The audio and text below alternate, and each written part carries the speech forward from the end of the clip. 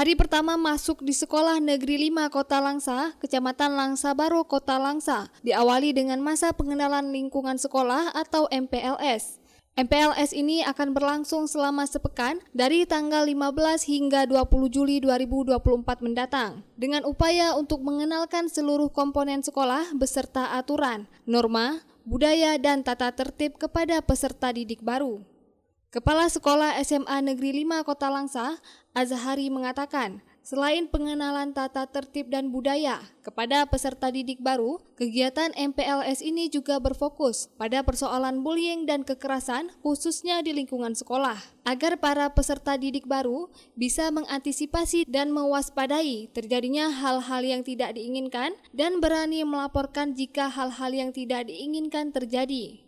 Hal-hal yang penting yang sesuai dengan pengenalan sekolah yang ada di sekolah kita.